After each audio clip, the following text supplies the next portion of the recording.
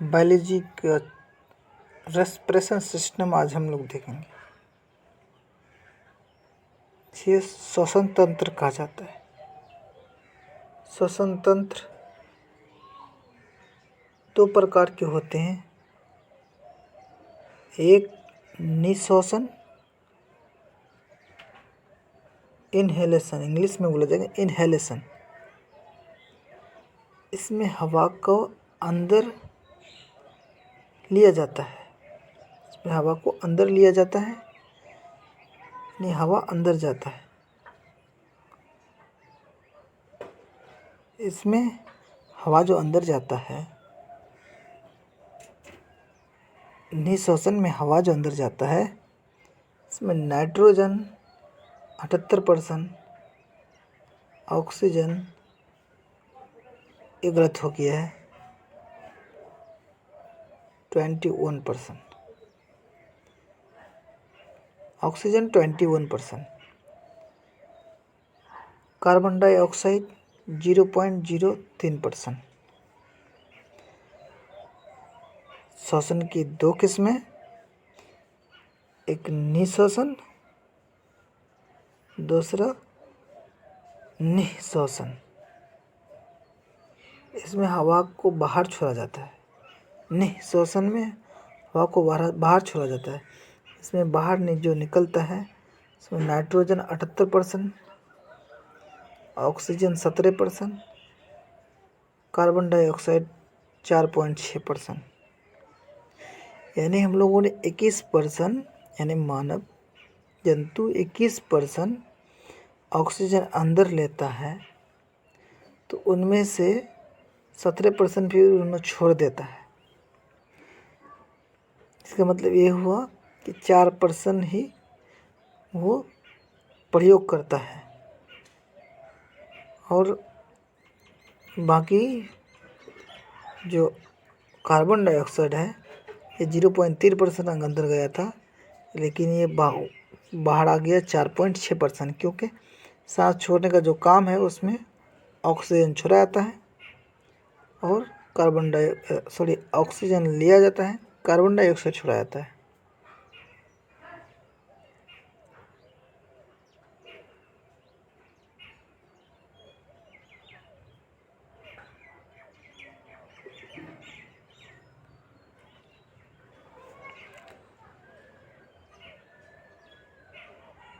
तो निःश्वासन में नाइट्रोजन 78% ये लिया जाता है, 21%, 211 नहीं 21% लिया जाता है,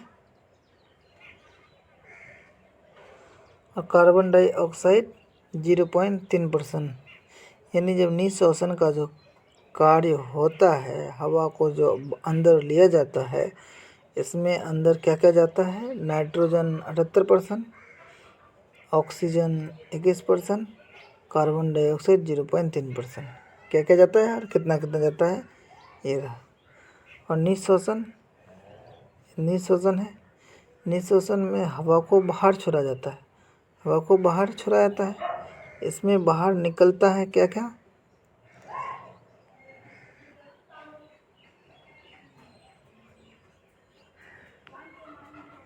इसमें बाहर निकलता है नाइट्रोजन 78%, जैसा लिया गया था वैसा ही छोड़ दिया था। ऑक्सीजन 17%, 21% लिया गया था, 17% छोड़ाया था, बाकी को वहाँ पर प्रयोग किया जाता है, इस्तेमाल किया जाता है। कार्बन डाइऑक्साइड 0.03% लिया गया था, 4.6 छोड़ा जाता है। क्यों? क्योंकि जो श्वसन क्रिया है उसमें ऑक्सीजन को लिया जाता है, कार्बन डाइऑक्साइड को छोड़ा जाता है, इसलिए कार्बन डाइऑक्साइड बढ़ गया। श्वसन के अंग, निःश्वासन के अंग, निःश्वासन का जो अंग है, यानी श्वसन किस अंग से लिया जाता है, तो अलग अलग जीव में अलग अलग होते हैं, यानी श्वसन का अंग अलग अलग जीव में अलग अलग होता है। ठीक है, एक कोशिकीय जीव जैसे अमीबा, माइकोप्लाज्मा, ये विसरण विधि से श्वसन करता है। एक कोशिकीय जीव विसरण विधि से श्वसन करता है।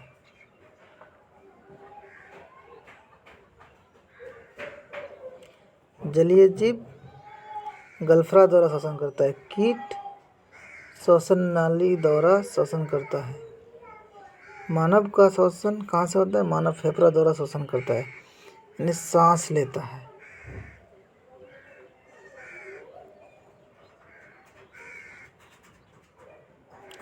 देखिए मेंढक जो है, मेंढक जो इसका साइज है, साइज के हिसाब से अलग अलग साइज में अलग अलग अंग से ये सांस लेता है। जैसे मेंढक का टेटबोर, यानी जब मेंढक बच्चा रहता है तो एक गील यानी गल्फरा द्वारा सांस लेता है। लेकिन बड़ा हो जाने के बाद, मेंढक बड़ा होने के बाद फेफड़ा के द्वारा सांस लेता है। और निष्क्रिय अवस्था में मेंढक चमड़ा के द्वारा सांस लेता है।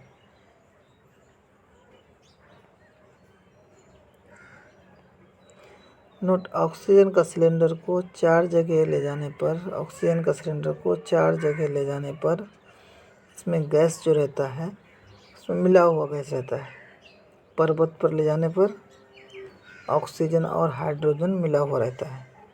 यानी पर्वत पर अगर कोई ऑक्सीजन का सिलेंडर ले जाएगा तो उस सिलेंडर में ऑक्सीजन और नाइट्रोजन दोनों गैस रहता है और दोनों गैस लेके जाना पड़ता है। समुद्र में ऑक्सीजन सिलेंडर लेके गया अगर, तो उसमें ऑक्सीजन और नाइट्रोजन ये दोनों रहता है। लेकिन समुद्र में 300 मीटर से नीचे अगर गया तो ऑक्सीजन और हीलियम को लेके जाता है साथ में, ठीक है। और वेंटिलेटर में ऑक्सीजन और हाइड्रोजन होता है, यानी वेंटिलेटर में ऑक्सीजन और हाइड्रोजन गैस होता है।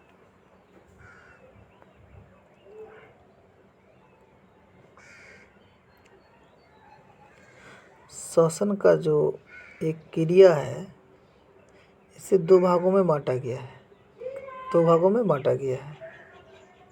बाह्य श्वसन लिखा गया है थोड़ा कुछ गलत, ऐसे लिखा जाएगा।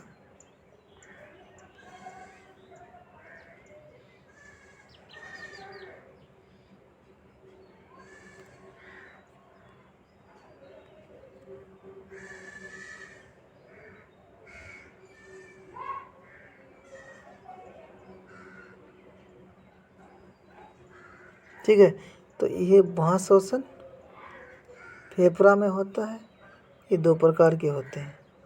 इसमें ऑक्सीजन अंदर लेता है, यानी अंदर जाता है।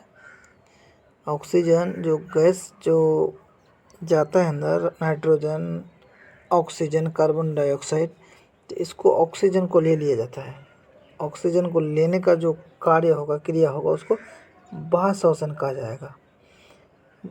कार्बन डाइऑक्साइड को बाहर छोड़ा जाता है, यानी बाह्य श्वसन में ऑक्सीजन को चुन के लिया जाता है शरीर के अंगों के लिए, शरीर के कोशिकाओं के लिए, और कार्बन डाइऑक्साइड को छोड़ा जाता है।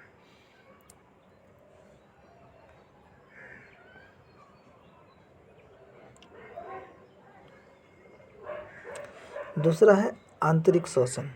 ये कोशिका के अंदर होता है। इसमें हीमोग्लोबिन ऑक्सीजन ले जाता है। हाँ,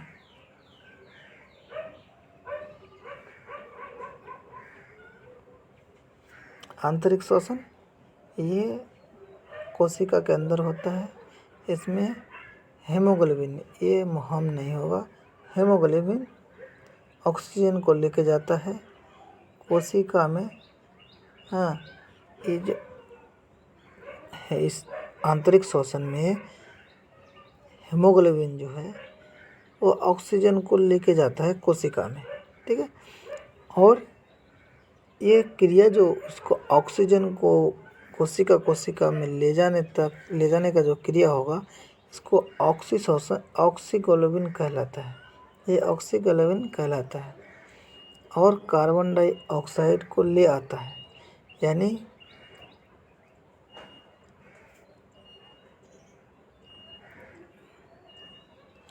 आंतरिक श्वसन में ऑक्सीजन को हीमोग्लोबिन कोशिका के अंगों में लेके गया, जो ऑक्सी हीमोग्लोबिन कहलाया। और कार्बन डाइऑक्साइड को लेके आया, जो कार्बोक्सी कार्बोक्सी हेमोग्लोबिन कहलाता है। ये भी 2 प्रकार के होते हैं, यानी ऑक्सीजन को अंदर लेके जाना, कार्बन डाइऑक्साइड को बाहर लेके आना, ये भी 2 प्रकार के होते हैं।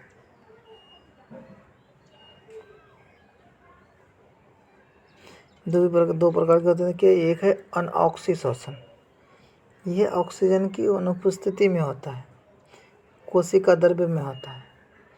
कोशिका द्रव्य में कहा था ये अनऑक्सीशोषण, ये ऑक्सीजन की अनुपस्थिति में कोशिका द्रव्य में होता है। इसमें ग्लूकोज बिना ऑक्सीजन के मांसपेशियों में लैक्टिक अम्ल और बैक्टीरिया में ईस्ट की कोशिकाओं में इथाइल अल्कोहल में विघटित हो जाता है। यानी अनऑक्सीशोषण में कोशिका द्रव्य में होता है और बिना ऑक्सीजन का होता है। इसमें होता क्या है, ग्लूकोज बिना ऑक्सीजन के मांसपेशी में लैक्टिक अम्ल में विघटित हो जाता है, यानी लैक्टिक अम्ल में तब्दील हो जाता है। और बैक्टीरिया एवं ईस्ट की कोशिकाओं में ये इथाइल अल्कोहल में विघटित हो जाता है। इसे शर्करा किण्वन भी कहते हैं। इसके अंतर्गत होने वाले संपूर्ण क्रिया को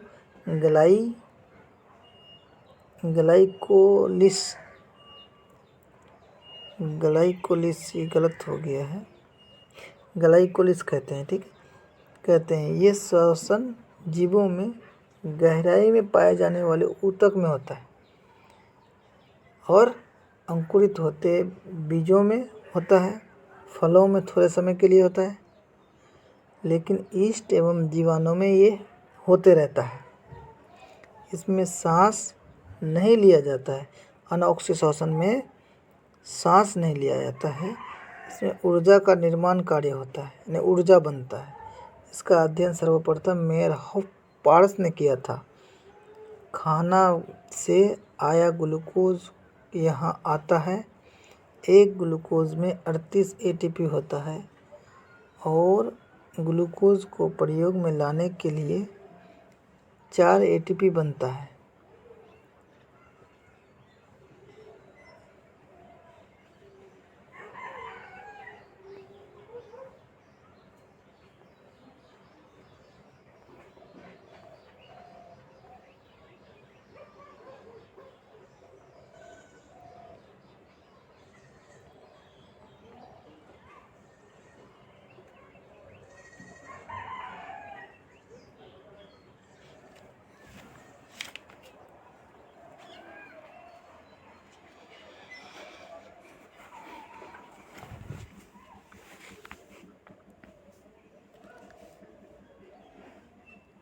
इस श्वसन जीवों में पाए जाने वाले गहरे ऊतक में होता है, यानी अंकुरित बीजों में होता है, फलों में थोड़े समय के लिए होता है, लेकिन ईस्ट एवं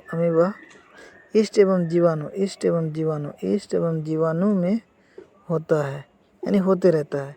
इसमें सांस नहीं लिया जाता है। ऊर्जा निर्माण कार्य होता है, यानी ऊर्जा बनता है। इसका अध्ययन सर्वप्रथम मेयर हॉफपार्स ने किया था।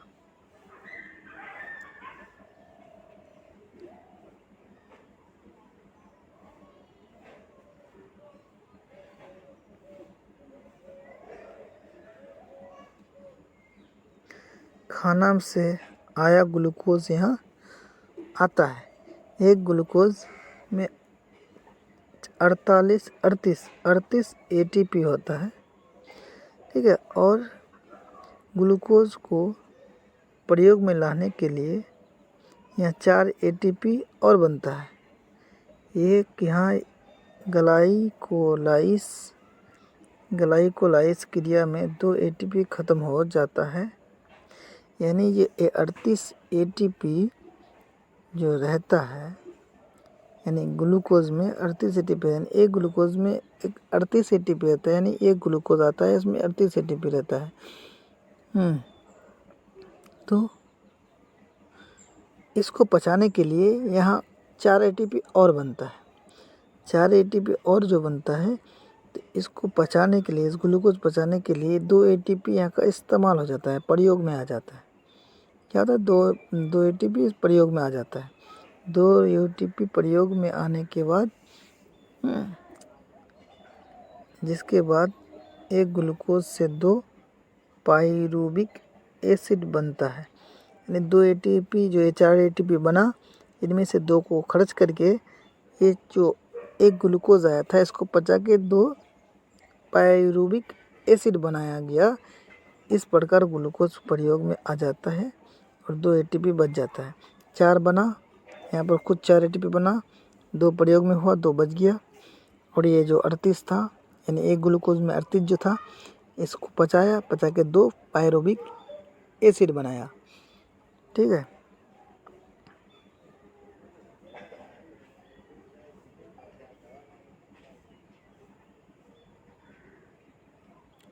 दूसरा है ऑक्सीशोषण। इसमें कहता है ऑक्सीजन की उपस्थिति में होता है, काफ़ी मात्रा में ऊर्जा मुक्त होता है।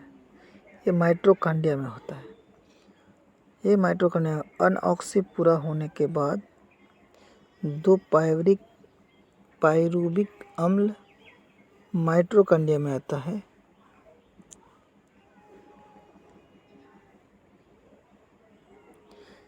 माइटोकॉन्ड्रिया में आता है, यानी अनऑक्सी जो पूरा हुआ था उसमें एक ग्लूकोज बराबर 38 एटीपी को पचाकर 2 पाइरूविक अम्ल बनाया था। उन 2 पाइरूविक अम्ल को ऑक्सीशोषण क्रिया में माइटोकॉन्ड्रिया में लेके आता है और एक पाइरूविक अम्ल में 38 एटीपी होता है, तो 2 पाइरूविक अम्ल आता है तो बराबर 36 एटीपी हो जाता है।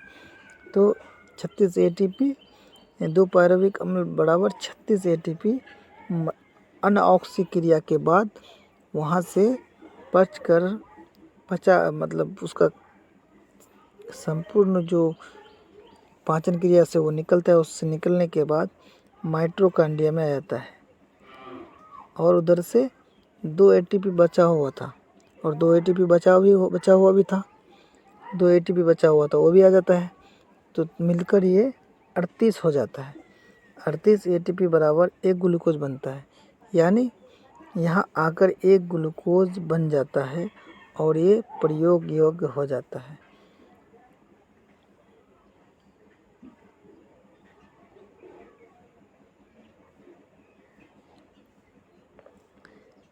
इस चक्र को इसे क्रेब्स चक्र कहते हैं।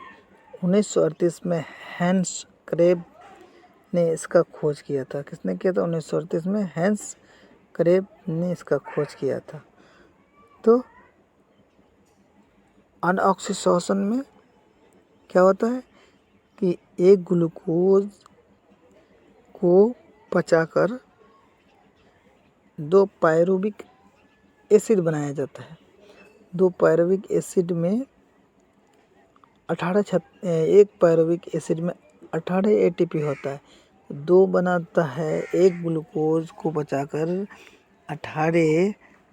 2 पाइरूविक एसिड बनता है, तो दोनों मिलके 36 हो जाता है। और एक ग्लूकोज को पचाने के लिए अनऑक्सी क्रिया में, अनऑक्सी शोषण में क्या होता है कि उसमें ग्लाइकोलाइसिस में क्या होता है कि उसको उस क्रिया को पूरा करने के लिए वहाँ पर 4 एटीपी बनता है, 2 उसमें से खर्च हो जाता है एक ग्लूकोज को पचाने के लिए। उसके पश्चात 2 पाइरूविक एसिड बनता है और जो 4 पैदा हुआ था, 4 बना था, उनमें से 2 बच जाता है, 2 एटीपी बच जाता है। वो दोनों एटीपी और दोनों पाइरूविक एसिड वो दोनों आ जाता है माइटोकॉन्ड्रिया में। यहाँ ऑक्सीशोषण होता है।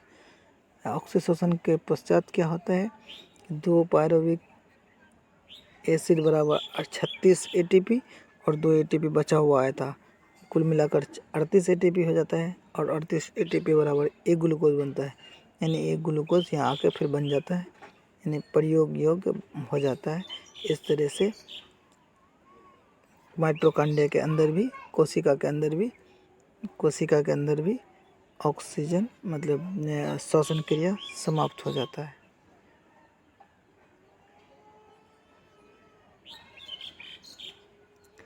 दोस्तों आज का क्लास हम लोग यहीं तक रखते हैं। इसके लिए आप सभी का सुझाव अवश्य है।